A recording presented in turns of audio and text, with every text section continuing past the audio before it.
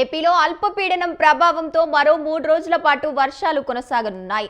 పలు జిల్లాల్లో భారీ నుంచి అతి భారీ వర్షాలు కురిసే అవకాశం ఉందని ఏపీ విపత్తు నిర్వహణ సంస్థ హెచ్చరించింది. అలాగే రాయలసీమలో తేలికపాటు నుంచి మోస్తరు వర్షాలు కురిసే అవకాశం ఉందని ఏపీ విపత్తు నిర్వహణ సంస్థ ఎండీ ప్రఖర్ జైన్ తెలిపారు.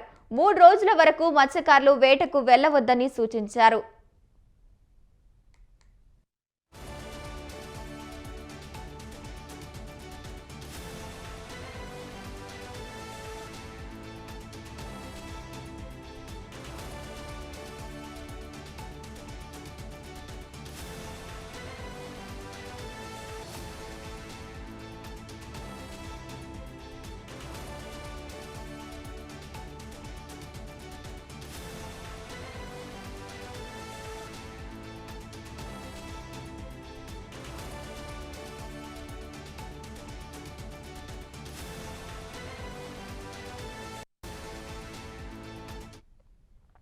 మరోవైపు అల్పపీడనాల ప్రభావంతో అల్లూరి సీతారామరాజు జిల్లా, విశాఖపట్నం, అనకాపల్లి, కాకినాడ జిల్లాల్లో అక్కడక్కడ భారీ వర్షాలు కురిసే అవకాశం ఉందని ఏపీ విపత్తు నిర్వహణ సంస్థ హెచ్చరించింది.